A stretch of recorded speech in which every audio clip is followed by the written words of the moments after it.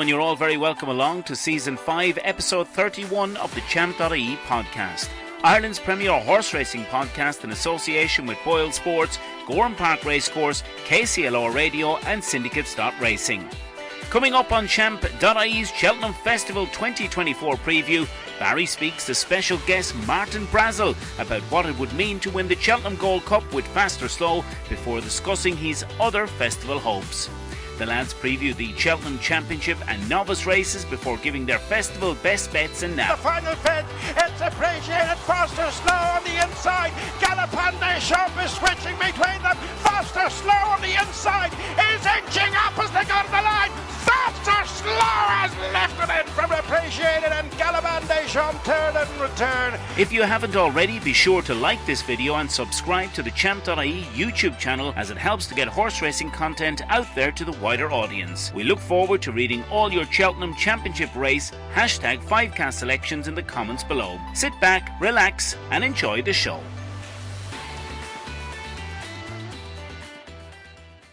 Boyle Sports. Don't just bet, choose wisely.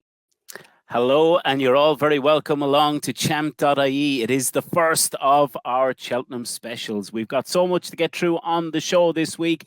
And of course, before we start, we're proudly in association with Boyle Sports, Gowran Park Racecourse, Syndicates Racing, and of course, KCLR Radio in Kilkenny. Right, we're going to be looking ahead to the big races at Cheltenham, the 5 championship races, the Champion Hurdle, the Champion Chase, the Ryanair Chase, the Stayers Hurdle, and of course the Gold Cup. They will be the 5-cast races. We'll be also looking at the Novice Hurdles and the Novice Chases. And as well as that, we've got some tickets to give away to the Boyle Sports Grand National at Fairyhouse. And to be in with a chance of winning those, all you've got to do is enter your 5-cast selections, and we'll be choosing a winner in the next couple of weeks. Barry Doyle, as always, joins us, and we are delighted as well to be joined by Brian O'Keeffe of Boyle Sports. Brian, firstly, great to have you on the show with us. I know you're joining us live from County Carlow. You've been just down at the Shark Hanlon's. How's all ahead of Hewick's preparation for the Gold Cup? All is going well. We saw Hewick work this morning. He worked nicely. They do 5 laps clockwise, 5 laps counterclockwise, and another 5 clockwise. So 3 miles every morning down in Sharks. But he looked in fantastic form. Shark is bullish as always, David. So we're all counting down and looking forward to it, Boyle Sports. Well, we're really looking forward to the ground coming up right, of course, for Hewick on Gold Cup Day. Right, lads, let's kick off, because we're going to start off with the Champion Hurdle. And I suppose, Barry, it's all been thrown very much up in the air. 2's on Constitution Hill, Stateman 8-13. Loss him out, we know won't run. Irish Point 11-2. Not so steepy 12s next in the betting for the Champion Hurdle. And once again, you can see those 5 races we're going to look at. But Barry, your take on the Champion Hurdle now, with what we know about Constitution Hill and his problems this week?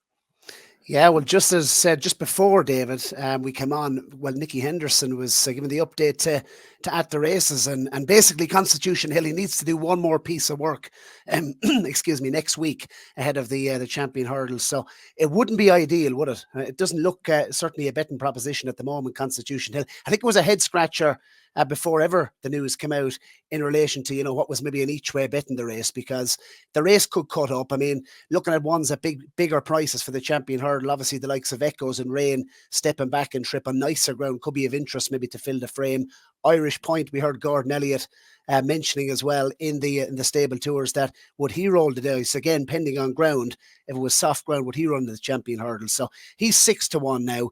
He could be an each way bet if Constitution Hill didn't run. I think Stateman, though, is the solid one. And at the moment, 8-13. Look, I wouldn't be advising to put him into multiples for 5-cast purposes. I probably would put him in as a solid selection. Look, David, he's 10 from 13 over hurdles in his career. An 8-time Grade 1 winner. I love how professional he is, how he jumps, how he settles, and he has that turn of foot in that, third quarter of the race that you need. So Stateman, I think, would be the solid one. But Constitution Hill, I can't see him running. I don't know about you. I can see him running. I think he's going to run. I think, what do I think? I think that, yes, he's had his problems. I think, though, Brian, the big worry for Constitution Hill is we've just seen him once this year. Can a horse... We know it can be done, but it's a big ask, isn't it, coming into a race like the Champion Hurdle, from where the minute the flag drops, it's racing full tilt. Yeah, absolutely. It's certainly not an ideal preparation. I think we all know how cautious Nicky is, and I think that firmly puts it in the. I don't think we're going to see Constitution Hill camp. I mean, I know we saw an update today, a little more positive from Nicky, but I just don't think we're going to see him. I think the race is probably State Man's to win. In terms of who could finish second to State Man, maybe Zanahiyr could have a sneaky chance if he drops back to hurdles from fences. Just having a look through some of the others as well. I mean, Irish Point, Barry mentioned, Gordon Elliott said he could go here. I don't think he will. I don't think the ground is going to come up soft enough for Tiapu in the stairs. So I think Rob Core will probably throw 2 darts there. But I think it's all about State Man, isn't it? And finally get another Cheltenham win on the board. And Willie's going to have 3 shorties as well on the Tuesday. So I'd imagine he'd probably have us running scared. Yeah, I'm going to overrule the two of you. I can see Stateman finishing second to the brilliant Constitution Hill. And in 2 weeks' time after the champion hurdle, both of you will be sending me a message to say how right you were on that day on Champ.ie, that Constitution got the proper treatment. Nicky is a genius and he wins by 10 lengths on the snaffle. That's the way I see the champion hurdle. Yeah, right. Let's move on, guys, because we're going to move on to the champion chase. Again, I suppose of the 5 championship races that we have at the festival, you know, we've plenty of them with you could say lots of short price favourites. Brian, I'm going to come to you first. Your thoughts on the champion chase?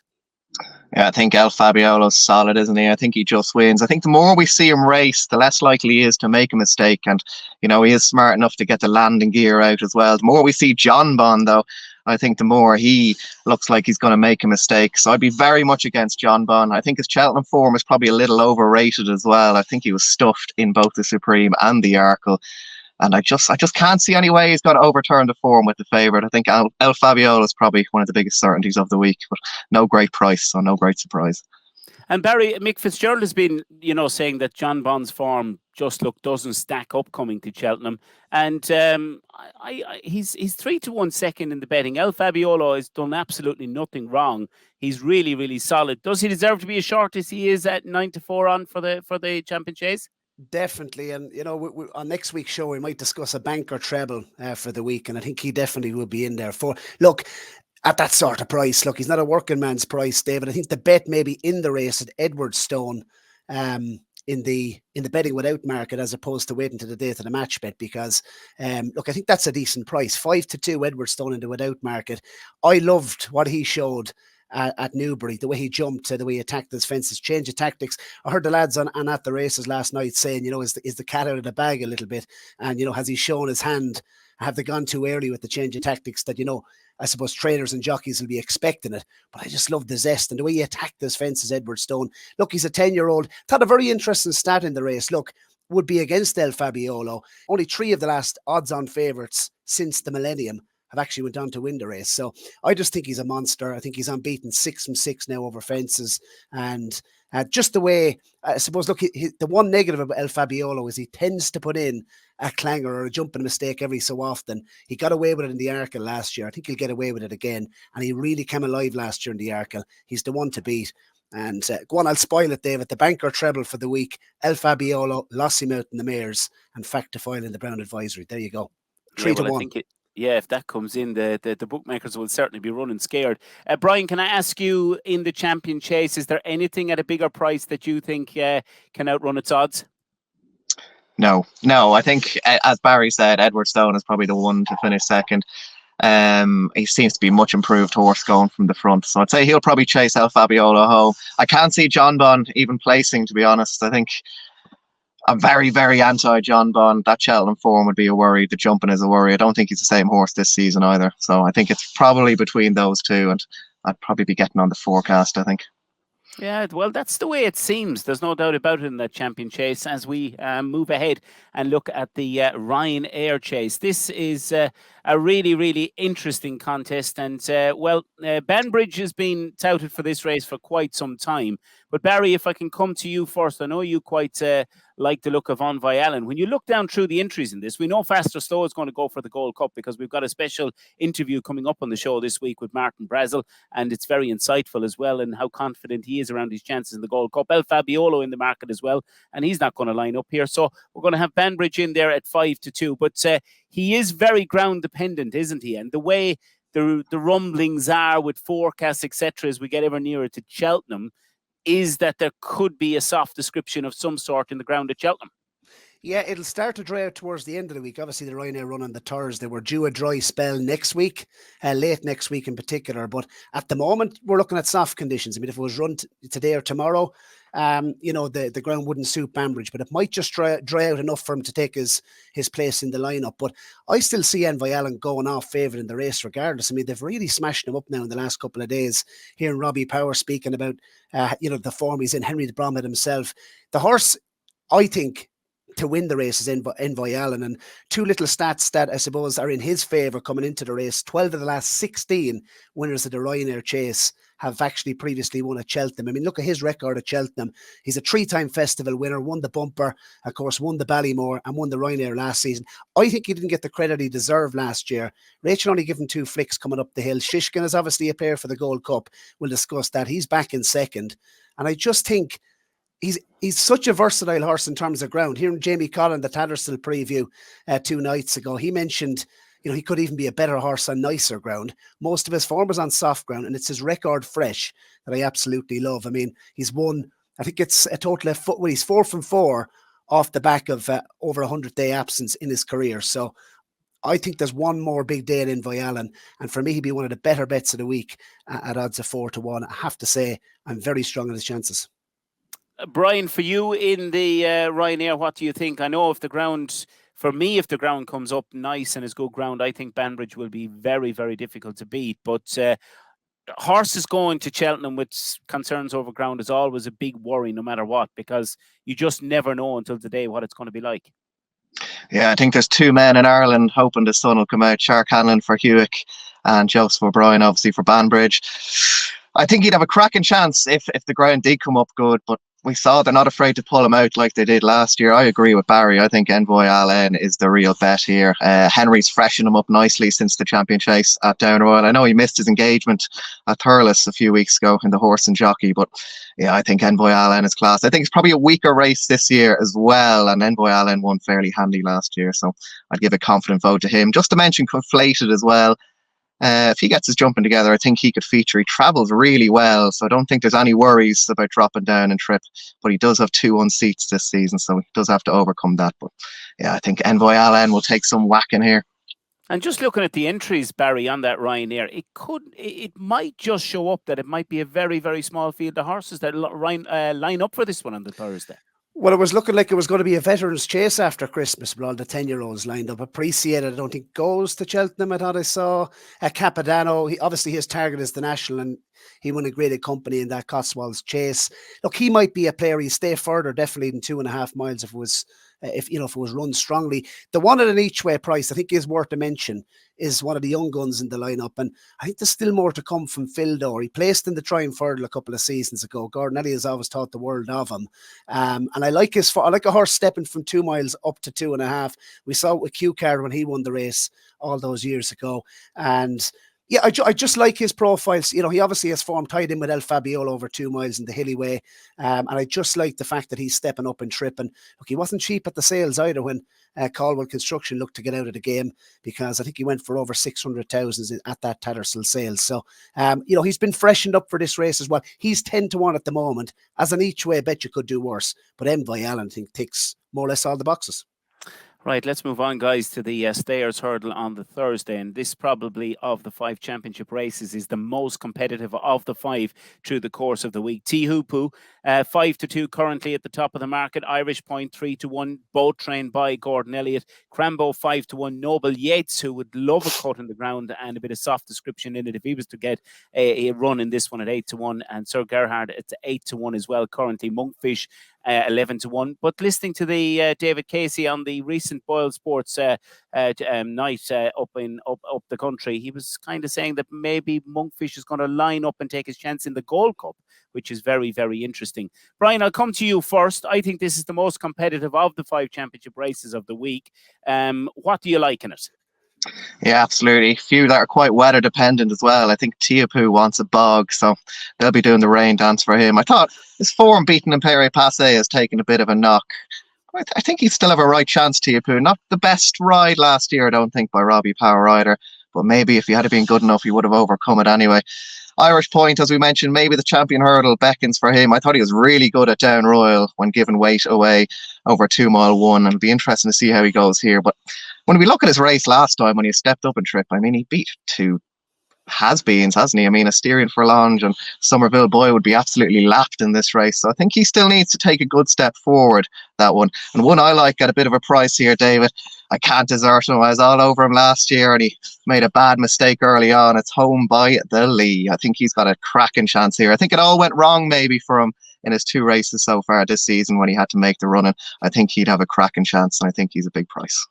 Barry, can I just come to you now on the point that the way you were going to ask me to sing the Boys of Fair Hill after at home? No. We're singing. We've too much to get through for singing this week. We might sing a song after Cheltenham, all right, but not this week. The point I was going to ask you, Barry, was with the champion hurdle now the way it is, and the question marks over Constitution Hill, Gordon Elliott and team, they've got Thyestes, who, as we know, is really, really strongly thought of for this Stayers hurdle. But would Irish Point be? And all, if Constitution was not to run, do you think they'll go the champion hurdle route with Irish Point?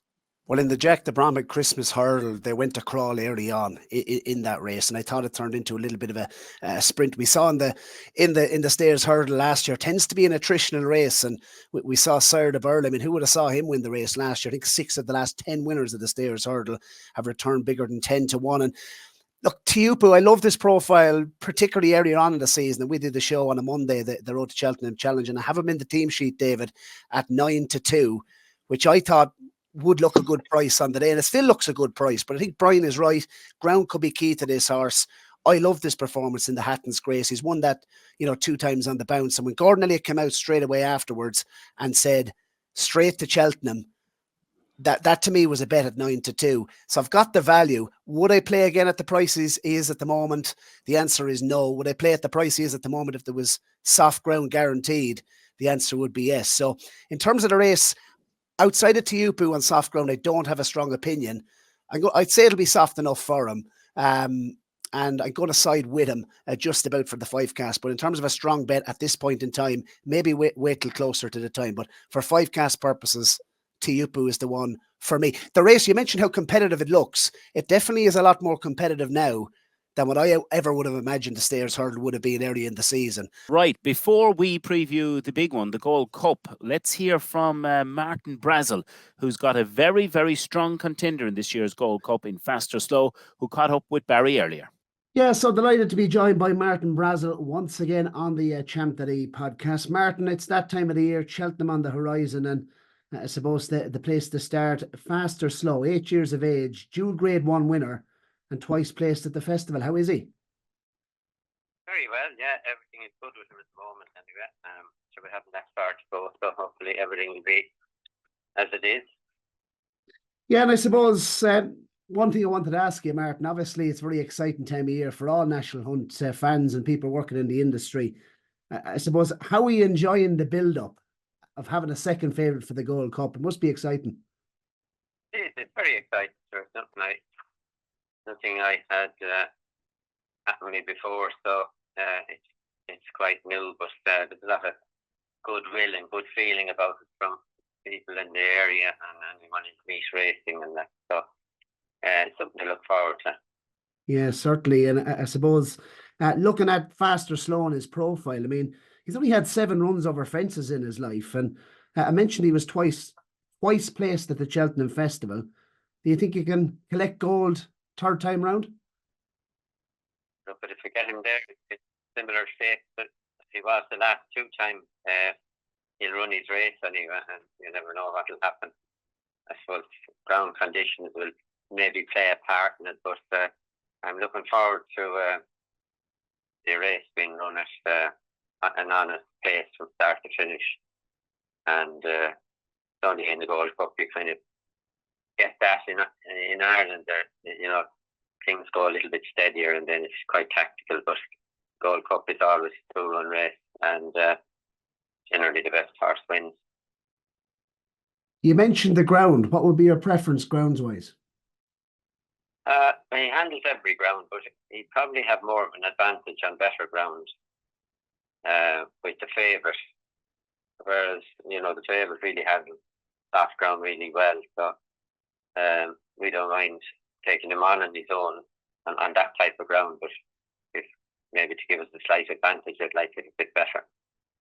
Yeah, you mentioned Galopin Des Champs. Obviously, he is the favourite, but you've beaten him twice already, Martin. And I suppose, how do you think you can reverse the Dublin Racing Festival form in particular?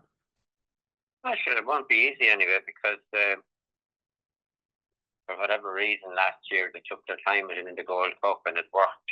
And they did the same in the Punchestown Gold Cup and the John Durkin, and they probably realised they should be using his stamina a bit more, and did that in the Savage Chase and then in the Leopardstown Gold Cup. So, they found out what works for him anyway, and his best, And what do you think is your lad's biggest strengths? He's just a very fast horse across the fence, and like the last day he ran in the Gold Cup in Leopardstown, we were probably taking him back when he'd make a bit of ground over a fence, but we won't have to do that in Cheltenham. So we'll be holding on to whatever advantage he makes jumping, and hopefully it'll might help him arrive there with a fighting chance. I suppose you don't know until you try over the trip, but the extra 2 furlongs, is that something that you think will suit him? I wouldn't be worried about it anyway. He was second over 3 miles 1 there last year, so he seemed to get the trip well then. So no, it's not something I'm worried about.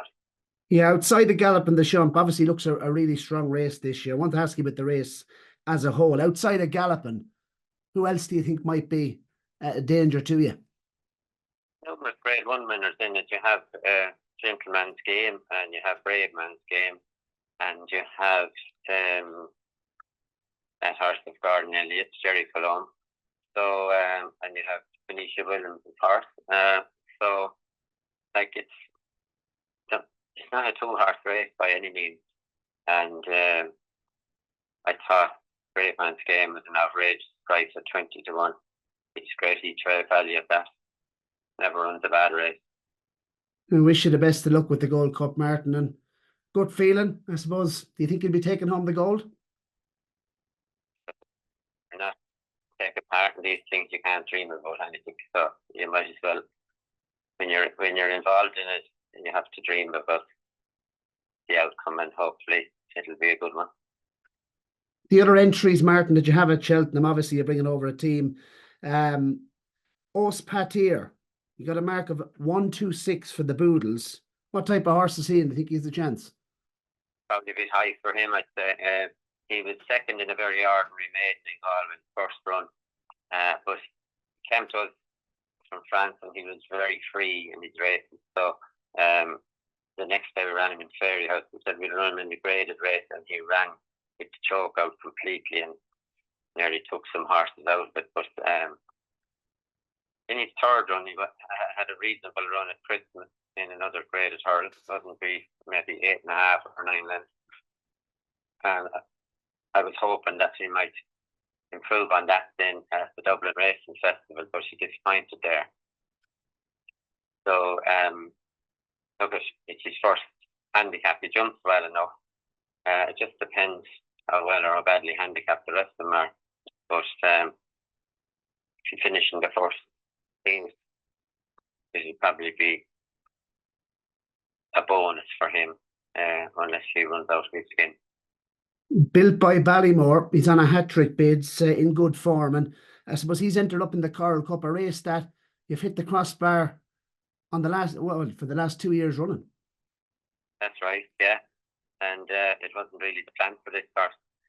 He won an ordinary enough maiden hurling, very heavy ground at Christmas on the 28th of December, and then just to see where the handicapper might have him, I put him in a race at Novice Hurdles, or to put him in at 125, the very top, and ground was heavy again and testing, and he didn't seem to be going very well between the third and second lap, and the horses in front just compounded and fell in a heap, and he just kept galloping.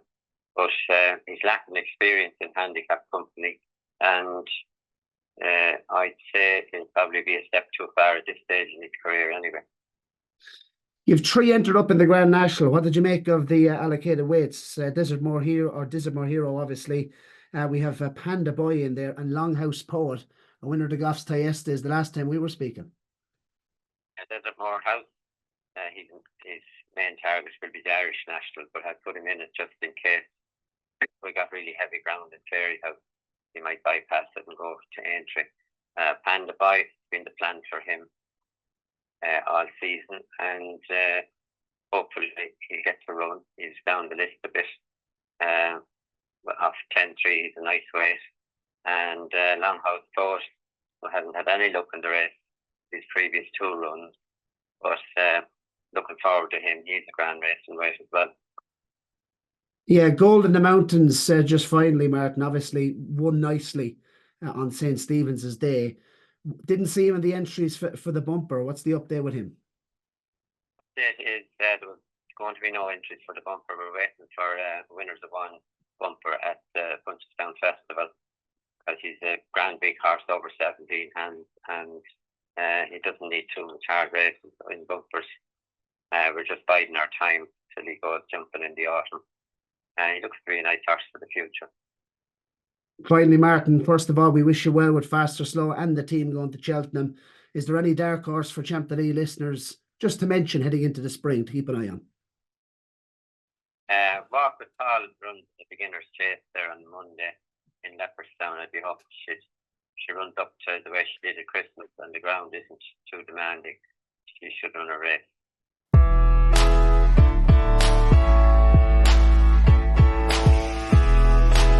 Granger and Patrick Mullins. McGree has justified favouritism, but sharp object out in front was ready for John McConnell and Alex Harvey. Western victory, Silver Land.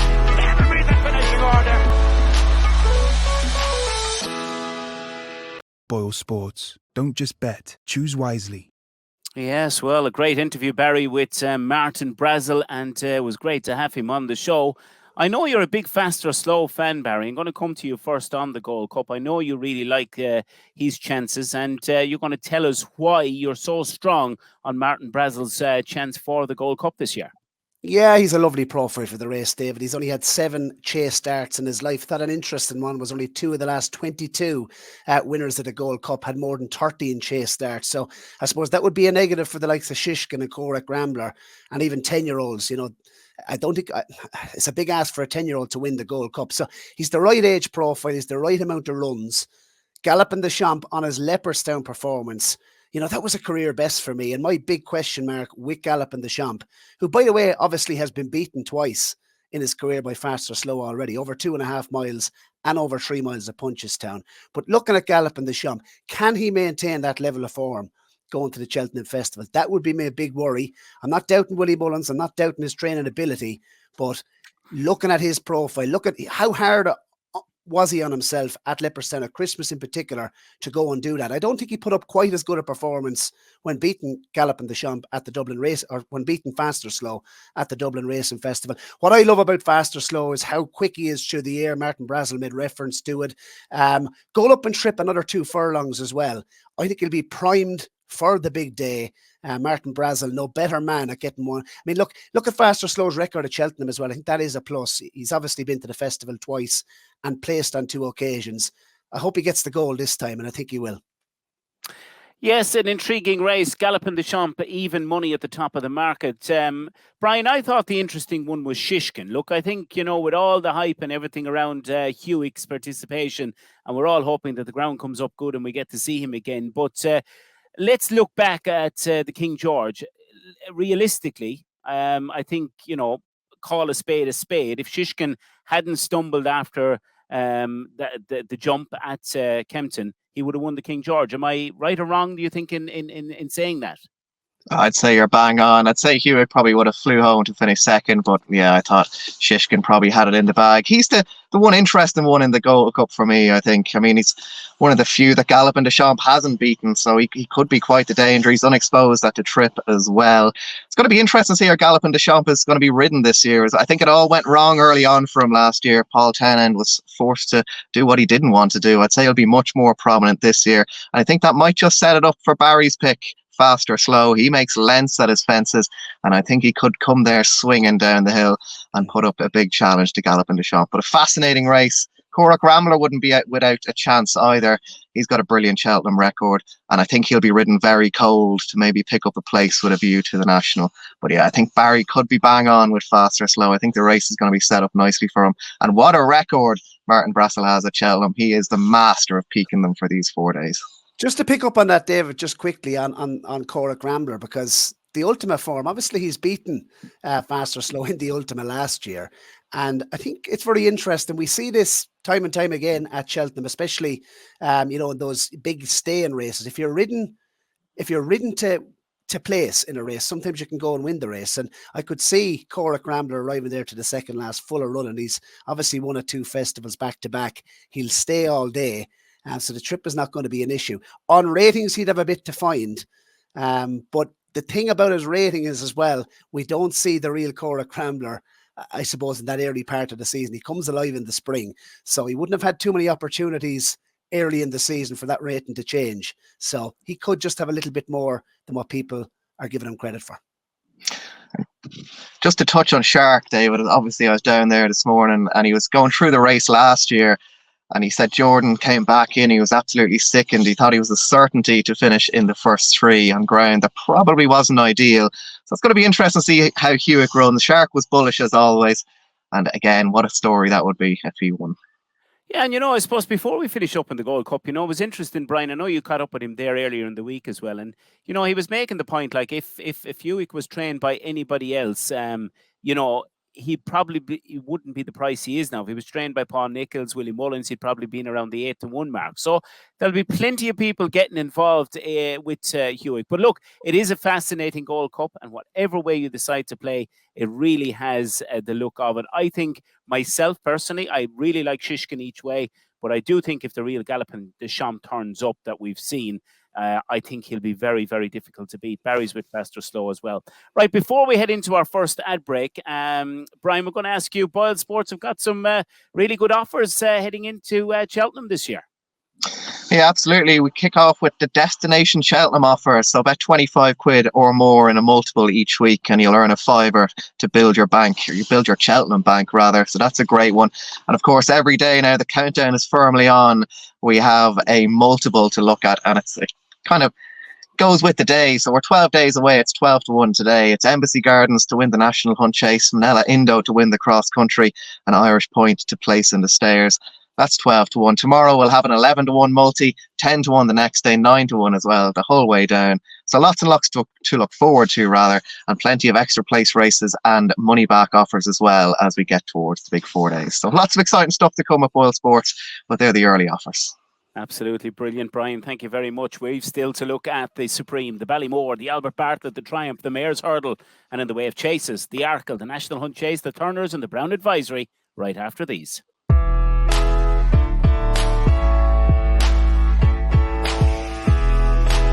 Granger and Patrick Mullins. McGree has justified favouritism, but sharp object out in front, we're ready for John McConnell and Alex Harvey. Western victory, Silver Long. That'll be the finishing order.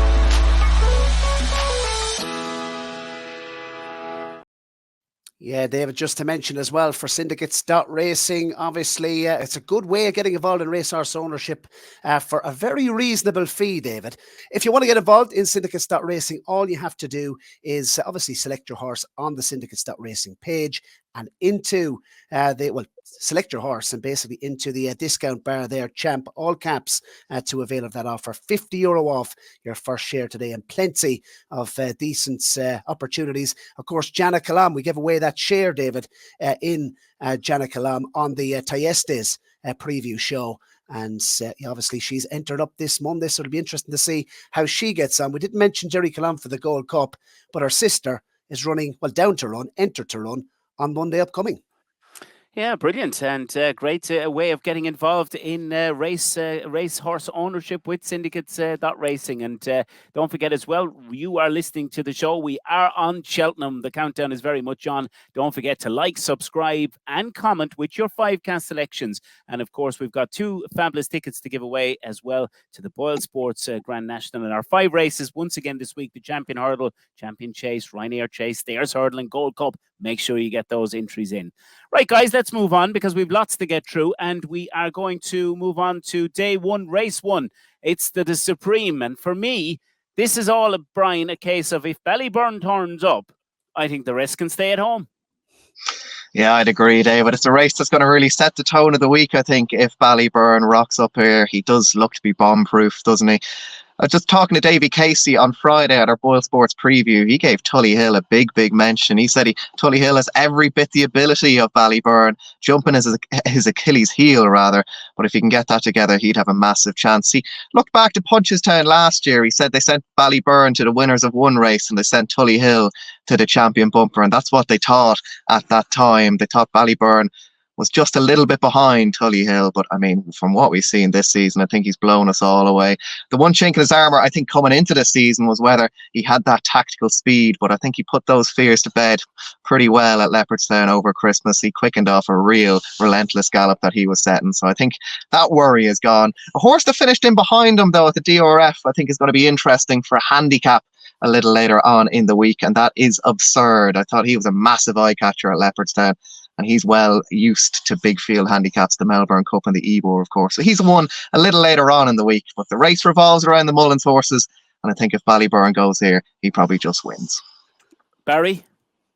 I'd agree with Absurd. First of all, that's you got an interesting mark. I think 143 wasn't crucified anyway, and with the ground drying out would certainly suit him in something like a county hurdle. But that is a minefield. The Supreme is a little bit easier to pick the winner. I think you're right, David. If he turns up, he'll win. He's that big cruising horse, isn't he? Similar to we've seen over the years, Vitour off the front end. Obviously, Classical Dream, should I say? Went from the front into Supreme. He's that same type of horse. His jumping was, I thought, a lot slicker last time. We saw improvement in his jumping from run 2 to 3. The first day, I wouldn't even say he was half fit when Firefox beat him up at Fairyhouse. He's obviously proven his stamina over 2 miles and 4 furlongs. He'll get further in time. I personally don't see the need to step up and trip as of yet. But the interesting point, Brian referenced David Casey and his comments about Tully Hill. Will he run him where he needs to run him? And for me, he'll always need a winner in the Supreme Novices Hurdle to get him off to a flyer. I see him going this route. He's very little chinks in his armour. I think the one thing early on in his career, he was a little bit maybe keen early on in his races, but he seemed to settle that little bit better the last time. The only maybe slight concern in his Supreme was something take him on or pester him early for the lead. But I just think he has that amount of class and that amount of ability. He might just be able to get away with that. And I love the pay. I suppose, where does he win his races, David? It's in that third quarter of the race where he really puts pressure on his rivals. And I think that's where he'll win the Supreme Novices Hurdle. The other one to mention, just at a bit of a price, because Ballyburn is obviously short, for each way purposes, we had Ben Pauling on the Champ.ie podcast a couple of weeks ago, and he gave a very big mention to Teller the Name, who obviously came from the Irish Point to Point scene. He was scheduled to run in the Betfair Hurdle off his mark of 135. Now, he didn't run due to ground. They fancied him big time for the Betfair Hurdle. So you can add, if he was to go and win that race, he'd be a big player in a race like this. Teller the Name, I think, at 16 to 1 could be one each way. I think he's plenty of ability. He's twice a winner at Huntington, and he's one I wouldn't discount at 16s. Right, Barry, I'm going to come to you first for your thoughts on the Ballymore. Yeah, the Ballymore is a race that's been completely dominated by the Irish. I don't see that changing. It's the novice race that I have very little opinion on, so I'm not going to spend long on it. I think if Ballyburn runs, he'll win in it. I think he'll go for the Supreme, which would bring in Atlantique into it. I think he's ground dependent in Atlantique. I wouldn't like to back him unless the ground was soft. I think he'd be a massive player in those circumstances. I like Gidley Park for the race earlier in the year. It looks like he's going to the Albert Bartlett, judging by the exchanges. I wouldn't have a strong opinion in the race, so I'm not going to spend too much time. Brian, do you like anything? I think Mystical Power could go here instead of the Supreme, and I'd fancy his chances. I think Davy Casey said he worked terribly at home, hence he went to a Ballon Road bumper first time out. But he's one of those horses that just puts it in on the track, doesn't he? So he's quite exciting. I mean, I know he hasn't run beyond 2 miles yet, but neither did Sir Gerhard, Envoy Allen, and a whole host of other Ballymore winners. He's got the pedigree, and I think he's got that turn of foot that is going to be key in this race. Just to touch on Slade Steele as well, Robbie Power was quite big on his chances. They hold that horse in really, really high regard in the Henry de Bromhead yard. But I think maybe Mystical Power just has that little bit of star quality. Just to mention, David, just quickly before we do move on, it's not typically a race you can find one at a massive price in. Only one of the last 16 winners had an SP bigger than 8-1. So favourites have a good record. The last 4 favourites won the race. So whatever's been punted on the day, you shouldn't be too far away. But again, for me, I wouldn't have a strong opinion on it unless Ballyburn runs, he'll win. Yeah, I think so. That's the way it is. But the Mullins team's so strong with so many interests and so many options to run in different races. Brian, I'm going to come to you firstly on what looks a wide open Albert Bartlett Novices Hurdle. Yeah, speaking of Mullins' dominance, I think he's got the first 3 in the market here. High Class Hero is interesting, but he has been winning nothing races, I think. I think they're just running him to kind of build that profile you need for the Albert Bartlett. Plenty of runs. Dancing City's probably a little bit of value. I thought he was quite impressive at the DRF, despite probably springing a bit of a surprise in that one. But I'm going to leave this one to Barry because I know he's got a real strong fancy, and it is another Mullins horse, just one I haven't mentioned yet. Yeah, Lecky Watson.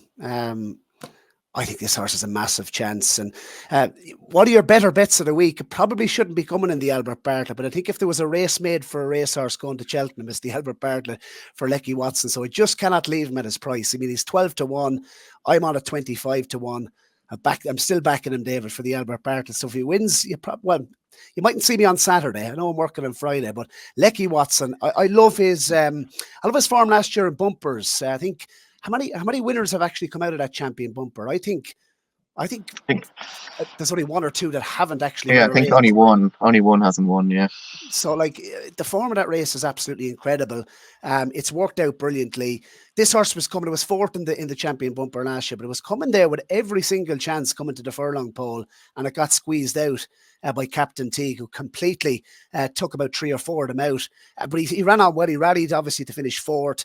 He's obviously placed in the Lawlers and Ace in Grade 1 company on its most recent start. Brian mentioned Slade Steele in the regard he's held in. Up at Navan, Lecky Watson was the eye catcher in a Grade 2, staying on to finish 2nd, wasn't beaten all that far. So he has that graded hurdle form, obviously over 2.5 miles. So I think stepping up in trip on the new course in particular at Cheltenham, I think Lecky Watson, I'm going to say it. I think I'd say it'll be the last one off the bridle, and he'll stay all the way to the top of the hill. So Lecky Watson, I'd love to see him ridden conservatively as well and just creeping his way into the race. Massive striding horse. And I know Connections are very, very keen on his chances for the Albert Bartlett. Yeah, it's a cracking race. It really is. And I know, Barry, since that Lecky Watson ran at Naas as well, I remember getting the phone call from you and he said, oh my goodness, the excitement in your voice to say this horse for Cheltenham for this race. And well, he is 12-1 currently in the market. Right, the Triumph, lads, we don't have to give too much time here. This is very straightforward. The machine in the Donnelly colours, my absolute banker of the week. You can plough mortgages. You can put everything you can on this Sergino, because I don't think Brian is going to be beaten. Yeah, he looks an exceptional horse, doesn't he? I thought he was absolutely devastating on trials day. Terrible crop of Irish juveniles, I think, this year. I think we had the first 9 home in the Triumph in 2023, but yeah, I don't think we got the best bunch. I think they'll all finish in a pile, the Irish horses, and Sergino will probably be 10 lengths in front of them. Just to mention one that we haven't seen yet this season. I mean, you'd imagine Woody will probably run him here and maybe run him at Punchestown in the Grade 1s. If he wins one of them, fair enough. It's Anzadam. I was down in Willie's yard in December, and this was the horse they said really caught their eye on the gallops. So it's interesting we haven't seen him before, but certainly one to put in the notebook. But yeah, I think Sergino just wins, doesn't he? Another banker on the week. Yeah, and you know what? It's looking that way, isn't it? I know we maybe have a lot of bankers that we look on each and every year, Barry, going into Cheltenham. But this year, and even looking at the Cheltenham preview night, Brian, that you were speaking about the other night, like there's an awful lot of dead wood in a lot of the races at Cheltenham this year. And maybe I'm being harsh on that, but I think there's an awful lot of horses that have absolutely, they wouldn't win if they were going around in the 47A bus, to be honest with you. But Barry, this Triumph, this is straightforward, isn't it? Look, he looks very good. I'd rather back him for the Arkle next year than for the Triumph at 5 to 6 this year, though, because I'd say he's going to be some stamp of a chaser. Done a lot wrong on his first racecourse start in the UK at Kempton. He was dropped in by Nicky Henderson, or by Nico de Boinville on that occasion. It turned into a sprint. He showed plenty of boot now from two flights to the last, and the way he jumped the last, he showed plenty of greenness. I mean, he nearly took the last out of the ground at Kempton. And if you look at his performance, much improved performance in the jumping stakes at Cheltenham last time. Milantino, I thought, was an eye catcher in that race with a view to the Boodles. Got a lovely mark, £10 lower, by the way, than his French rating, 126. But in relation to the Triumph, there's another horse, same silks, Brian, same colours. Same stable that we haven't seen this year as well. Salvador Mundi is a horse that was only beaten 2 lengths by Sergino in France. So that's the closest any horse that we know that's entered in the race has actually come to Sergino. He's interesting if he rocked up. We saw Hot and Calours obviously running the race for the same connections, the Donnellys and Willie Mullins, as a debutant, as a stable debutant before. That finished third. If he did rock up, that'd be the one I'd be interested in each way. I think the new course will suit Nürburgring quite a lot as well. And JJ Slevin mentioned when he was on the podcast early in the season that this horse is a horse with plenty of ability. He bolted up, won nicely, showed good attitude at Fairyhouse and winning that race. That always throws up a horse with a view to the Triumph. Lost him out one of the course at Fairyhouse before going on to win the Triumph. Nürburgring, they're not going the Boodles, confirmed by Joseph. They're going to the Triumph. The new course, it can be a stamina test. I'd say he could run well at a bit of a price, 14 to 1. But if Salvador Mundi runs in the races, now non-runner, no bet, don't forget, 14 to 1, you won't see that on the day. You won't see that on the day, but they won't see Sergino either when he goes up the hill, and that's just going to be the facts of the matter on the Friday, and we will be giving him the biggest cheer ever as he goes over the line. The Mayor's Hurdle, guys, not much to say about this in the way of... The Mayor's Novice, David, that was the one we were going to look at. Sorry, Mayor's Novices, I should say. What do we like in the Mayor's Novices, Barry? Well, what would be probably one of my better bets of the week, and I'm going to take on the hype horse, which is Brighter Days Ahead, with Jade de Grugy, who I think, David, in truth, I just think any ground, any trip, any course, this horse is just so versatile. I mean, she won in France a bumper over 1 mile and 4 on good ground. On her debut for Willie Mullins, she got racing 10 flights from the finish with Butcher Hollow on that occasion at Leopardstown. Obviously, Leopardstown's such a fair track, and she's proven her stamina there over 2 miles and 4 furlongs. She's bolted up on her debut for Willie Mullins. And at Fairyhouse then she's shown quite a bit of class and, I suppose a bit of speed, a turn of foot off the back of a slow pace in the Sol Arena. Sol Arena winners have a great record in the Mayor's Novices Hurdle. Obviously, the Mayor's Novices Hurdle hasn't been run for all that long, but 2 of the 8 winners of the Mayor's Novice have actually been Sol Arena winners. So that's a really good trial for the race. I love her versatility. She reminds me a little bit of Vroom Vroom Mag, who was a similar mare for Willie Mullins. She was so versatile. I like this horse a lot. There's plenty of hype about this Brighter Days Ahead, and she's been very good. I'm not disputing it. She looks a monster in her own right. The Irish have the aces in this race, but I would be interested in waiting till the day, till they smash up Brighter Days Ahead and back Jade de Grugy at SP. And Brian, for you? Yeah, I think this could be one of the races of the festival. I think Barry's probably right. Jade de Grugy is the horse for now. I think Brighter Days Ahead is probably going to prove to be the better horse in time. I just think she still does plenty wrong. I think she was very poor in the jumping front at Down Royal. And then she jumped out to her left next time out. I mean, if you're going to jump one way, it's better to jump left than right at Cheltenham. But I just think Jade de Grugy is the more bomb-proof horse now. I could see the occasion getting to Better Days Ahead. I think Barry's on the right one. But next season, I think it'll be a different story. Barry's not seldom wrong when he's on the right ones, I can tell you that. Just to mention one, David, at an absolutely massive price. I don't know if she run him because I haven't actually seen a comment from Gavin Cromwell. I know, Brian, you were up at the Boyle Sports Preview and Gavin Cromwell was on the panel. I'm not sure if you've heard about Only by Night, who's 33 to 1. She was a listed bumper winner at Navan earlier on the season. She bolted up at Naas on her first of 2 starts over hurdles. She went to Doncaster and completely bombed out. On ground, I'd say it wasn't ideal for her. If it turned up soft and she was in the lineup, I could see her outrunning her odds. She's a very, very good mare. Did he mention her the other night, Gavin Cromwell? No, he didn't mention a whole lot, to be fair. He's a man of few words, is Gavin, but no, he didn't mention this one. The discussion was dominated by the big three. Just to mention Fergal O'Brien's as well. It'd be fantastic to see him get a Cheltenham winner, but I think the Irish are probably just a cut above. Yeah, I think that's the way it is. It's looking that way in quite a lot of the races. Right, guys, that's the Novice Hurdles. Let's move on to the Novice Chases, and we're going to start off with the Arkle. Marine National, 9-4. And again, from that panel and discussion, Brian, at the Cheltenham preview night, there was no one really giving Marine National a prayer here. They thought his beginner's chase was an egg and spoon race, and they thought he ran up to the form of that egg and spoon race in his Grade 1 last time out. Yeah, I'd find it hard to back Marine National at 9-1, never mind 9-4. There's a lot of talk about a potential physical issue as well, whether it's a wind problem. I mean, he was running with his head way up in the sky, up to that second last at the DRF. It's not a great race, this Arkle, I don't think, David. I mean, I backed Iolete Tompin the Supreme last year. She'll probably go favourite here, but I just think she's probably a little bit vulnerable to one with any semblance of ability. One that I would love to see here, I'm hoping and praying that he will turn up, is Gaelic Warrior. I think if he ran here and gets any way back to his best, he'd take a fair amount of beating. I thought he jumped a lot straighter at the DRF against Factifile, albeit it all went wrong when he made that bad mistake. But I think if he bounced back to anywhere near his best, he'd take a whole lot of beating here, and he's quite a good price. The English horse we should mention as well, JPR1, probably has a leading chance. But if he wins an Arkle, I think we'd probably be all disappointed. Yeah, I think you're right there. I do think he's probably the best of the home team, though, in that Arkle.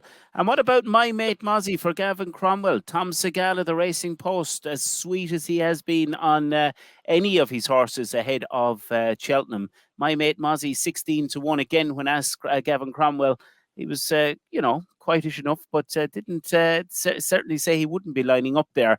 Barry, I know Quilixios is a one you quite like in the race at 10-1. Yeah, well, look, I think it's, as Brian said, it's not a good race, the Arkle this year. Definitely will be taking on Marine National off the back of his last run. I thought he was very disappointing, no excuses. Well, on his first start over fences, why didn't we see him until Christmas, though? And, why did the tongue strap go on? When it wasn't on at any stage last year. And Michael O'Sullivan was on the Cheltenham preview that I done that back in Bagnallstown, and just asking Michael about the horse. It was more precautionary is what he said, but I can't have it. I couldn't back him at 9-1, as Brian said, and I would be willing to take him on. Iolete Tompin, in my view, doesn't have the scope for fences. Let me down in Cheltenham last year, would have given it a live chance in the Supreme Novices Hurdle. Couldn't have it for an Arkle. Found a 50 is going the wrong way. And if Gaelic Warrior ran in the race, Brian, I wouldn't say he will, but if he did run in it, I would say he couldn't end up in Bristol the way he jumps. He just jumps out to his right. I couldn't have him in an Arkle. He was beaten off 129 in the Boodles. That was obviously on that sharper track, the old course, going left-handed. The other one, I suppose, to mention is Quilixios. You did say, obviously, David, this horse is a course winner. He won the Triumph Hurdle all those years ago, and he's been given plenty of time. I mean, he's quite lightly raced individual. He's 2 from 3 over the larger obstacles. He's plenty of scope for a fence, and I'd say you could draw a line through his Punchestown performance. I mean, up to 3 miles from 2 mile, 3 furlongs. I think the campaigning might have been slightly off there. And back to 2 miles, he was very impressive at Naas. He's coming off the back of a win. Loads of scope for a fence. And I'd say he's one going in the right direction. He's priced up currently at odds of 10-1, I saw. So for each way purposes in a race that could cut up once again, I'd say Quilixios has an each way chance. Right, let's move on to the National Hunt Chase, where Embassy Gardens, Barry, tops the market around 7-4. Corbett's Cross, the one I really, really like at Cheltenham. I think he's going to win 9-4. Salvador Ziggy 5s. Nick Rocket 13-2. What way will we play here, Bards? Salvador Ziggy, I think, has an ideal profile for the race. This race, I'd say, will cut up, and Gordon Elliott and Willie Mullins is typically the way you go on this one. Between them, they've won 6 of the last 7 renewals. Gordon Elliott and Willie Mullins. Obviously, Patrick has a decent record in the race. He'll ride Embassy Gardens, who his course form would be a worry, and his experience. He's only had 2 starts over fences. He's a horse I'd say has improved plenty for a fence, and he's loads of scope, but I would be willing to take him on at the prices. I thought 7-4 was plenty short for him. Corbett's Cross is a bit of an enigma. I don't think he's won over fences beyond 2.5 miles. I could be wrong on that. I don't know if he's improved for a fence. His jumping might straighten out in time, but for a race like this, He has the right amount of runs, 4 runs. I just think the solid one is Salvador Ziggy, who will be Gordon's number 1. 3-car brag is going to the Irish National. That has been confirmed. And what I like about Salvador Ziggy, look, he went very close in the Kerry National over 3 miles on his third start on handicap debut. That was a massive run to finish second, only beaten 2.5 lengths by Desert Moor House. That was down, obviously, on good ground in Listowel.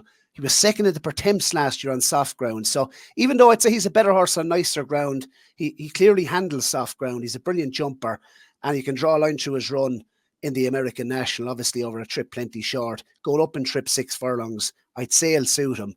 And I think Gordon has the aces here, 5-1, Salvador Ziggy. But Corbett's Cross, I mean, he obviously is a danger. And for you, Brian? Yeah, just to mention, I don't think Nick Rocket is going to go here. I think Willie's aiming that one at the Boyle Sports Irish National. We were down on Monday at his yard to visit I Am Maximus, last year's national winner, and he said Nick Rocket likely to go there. I'd be worried about Embassy Garden. I think he'll probably blow his top. He did last year in the Parade Ring. He got very, very worked up, so I think he could lose his race there. And I think the best horse in the race is probably Corbett's Cross. So I'm firmly in your camp, David. I think he's got that bit of class that the rest don't. Yeah, I agree. And I think we'll see that in this race as well. Right, guys, let's move on to the Turner's Novice Chase, because this is quite an intriguing race. Factophile, 6-4. Ginny's Destiny, 5-2. Great Dawning, 11-4. And Facile Vega, 4-1. Gaelic Warrior, 4-1. So again, Brian, we can see the Mullins dominance in the market here. Which one of them, though, is going to line up, and which one of them is going to win? I was hoping Facile Vega would be the one, but the way the yard are talking, I don't think Facile Vega is going to rock up. I think they said he has to hit every single target in his work to even be considered a place on the lurry over to Cheltenham. It's an interesting race. I think it's probably nearly as weak as the Arkle, this one. I mean, Ginny's Destiny, got to be interesting to see how that horse goes. Obviously going down the handicap route like Stage Star did last year, but I think there is a big gap, isn't there, between genuine Grade 1 horses and handicappers. But yeah, I would have fancied Facile Vega if I can get my F's out. But yeah, I'd have to give a pass on this one. I think the one horse I liked is unlikely to show up. Yes, it's one of those races. Barry, I know you'll have something far as at a price in here. I won't, actually. To be honest, it's probably similar to the intermediate Novice Hurdle division. I'm kind of similar here. Look, I think Gaelic Warrior in a race like this would, I suppose on the new course, going left-handed, his jumping out to the right, I suppose mightn't be as big an issue. And, on his form earlier on in the season, he'd have to be a big player in a race like this. Would I back him? No, because you need to be able to jump and go left-handed. I think would have to be a worry. The one, I suppose, on the day, and I think hold fire until the day with this one, because Iroko was apparently out for the season, then it wasn't. And it's in those green and gold silks, and it won the Martin Pipe last year. And interesting, the Martin Pipe, only 3 Martin Pipe winners returned to contest a novice chase the following season, and 2 have won. One of them was Galopin Des Champs when he tipped up. So Martin Pipe winners, obviously going back to the Turners, which is also on the new course, have a particularly good record in novice chases, and in particular this race. So I just think Iroko, I like this jumper performance. It'd be some ask now. Apparently when you were meant to be injured, and also only after having one start over fences. I like the way he jumped on his debut, though. I'd say he's a fair horse. And if the vibes were good on the day and he was smashed up in the betting, I'd rather take 7-2 on the day than take 6-1 now. So just hold fire, but he'd be the one I'd be most interested in if he was strong in the market on the day. Yeah, certainly so. Right. The final race we're going to look at on this week's show ahead of Cheltenham is the Brown Advisory Novice Chase. Barry, first dibs to you. Well, of the odds-on ones this week, David, this is probably the odds-on nap, because I think Factophile, as mentioned, Lossiemount and El Fabiola, they'll be my banker treble for the week of the short ones. I think this horse is an absolute monster. I've backed him for the race at much bigger prices. I'm on at 7s. I got a nibble at 10s. I wasn't as lucky to get on at 16s. He was even 20-1, I think, after his performance against American Mike on his chase debut. But I'd say this fella's the real deal now. He hasn't raced against much horses over fences. But what I love about him is how intelligent he is, and how, he's able to, I suppose, ping a fence, or he can get in tight and be, quite clever over a fence. And we saw that on his chase debut at Leopardstown. The further he was going, the better he was looking on both on his two most recent starts. I'd say he could be a big player in the Gold Cup next year. I'd say the vibes are correct. I love the campaigning as well, that this horse has obviously gone straight from bumpers into Novice Chases. So I love that's a rare thing for Willie Mullins to do. He was second in the champion bumper. I'd say he'll take the world of beating in this. And Brian, I'd say you'll be very much in the fact to file camp as well for this one. Yeah, I think he's an outstanding horse. Apologies if you can hear the rain. Barry told me it's only ever sunshine in Carlow. Well, that's not the case. But yeah, I think Factifile is a potential superstar horse. I mean, Davy Casey was asked whether he was the next Galopin Des Champs, and Casey said he could already be. So the stable confidence is there. I think just a little further down, I think Monty Star is an absolutely terrible price in what he's achieved so far. I think he's around 9-2, very skinny on a horse that's all hype and reputation. And he's been tipped up everywhere, David, but I can't see him at that price. And Stay Away Faye, I just think that horse's form is a little bit overrated. I know he ran a cracker in the Cotswold, but who was he behind? Capodanno. And I don't think the Real Whacker is the same horse this year. So I think it's all lining up for Factifile. And I think he'll take plenty of beating. I'd say Stay Away Faye could be Jerry Calam 2.0 for what it's worth. So why didn't we press mute before you started? Right, you know what? On that, it's time to take an ad break, and we'll be back with the best bets and nap selections for this part of the Cheltenham show.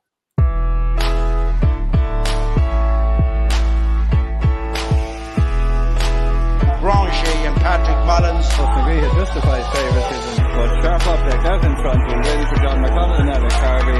Western victory, Silver Long. Never read the finishing order. All right, well, welcome back to the final part of the show. Once again, don't forget to like, subscribe and comment with your hashtag 5cast high selections. And of course, you can be in with a chance to win 2 tickets to the Boyle Sports Grand National at Fairyhouse. And once again, those 5 races, the Champion Hurdle, Champion Chase, Ryanair Chase, Thayer's Hurdle and Gold Cup. Brian O'Keeffe of Boyle Sports very kindly joined us on Champ.ie this week. And Brian, we're going to give you first selection with your best bets and your nap pick of the Cheltenham Festival. My nap, I'd have to say, would be Envoy Allen in the Ryanair. I think he's got an outstanding chance coming there fresh, and I think he ticks plenty of boxes.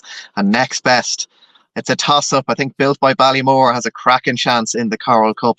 Martin Brassil, what a target trainer he is. I mean, just look at last year. An Epic Song was beaten by Langer Dan, and basically a photo Fastorslow just got touched off as well. So he'd have a big chance in the Coral Cup, and of course, absurd in the county. And to you, Barry, can't wait for the nap pick. Yeah, but the nap pick is Lecky Watts. An each way one. As I said, 12-1, I just think is a very, very good price. I think it won't be out of the picture. And I think this race is absolutely tailor-made for Lecky Watson. The other one, obviously a best bet, Envoy Allen. Have to agree with Brian on that. You know, snap there, 4-1. I could see this going off favourite on the day. I'd say it'll be smashed up, last year's winner. Jade de Grugy, SP, wait till the day, don't forget, because Brighter Days Ahead will be backed. I'd say it'll go off favourite. And Jade de Grugy, I think, you know, if you were getting anywhere near 3-1, 7-2 on the day, I think that'd be a really good price about Jade de Grugy. And Salvador Ziggy, the race will cut up. He's, you know, at 150 rated chaser already. I'd say he could be well in on race conditions, and the race will cut up. He's Gordon's number 1, crack on record in the race, and at 5-1, I think he is a bet. And for me, Meeting of the Waters, I think, is going to be a cracking bet at the festival. I think this is a really, really talented horse, and it's got so much untapped potential. I think that's got a massive chance. I believe Shishkin has an each-way chance in the Gold Cup in around the 7-1 mark. We'll all have fingers crossed for Hewitt to run the dream story, of course, if he does come true. And elsewhere of the shorties, I think Sergino and Lossiemouth. I think you can do worse to do Sergino, Lossiemouth, and Meeting of the Waters, which would make up a nice treble. So there are the selections from us here on Champ.ie this week. Barry, I'd like to thank you for your contribution. I'd like to thank Brian as well. And don't forget, of course, Gowran Park early bird offer. You can save 33% on a racing and rugby offer on Saturday, March 9th down in Gowran Park. It's going to be a cracking day's racing. And not forgetting as well, of course, we have that clash of Ireland and England in the Six Nations. Ireland going very, very well, and they'll be hoping that they can continue that and keep their bid alive for the Six Nations Championship and the Grand Slam. Guys, thanks a million. Back next week with more, and hopefully you out there have enjoyed the show, and hopefully, more importantly, we've given you some winners. But from the team here at Champ.ie, have a great weekend.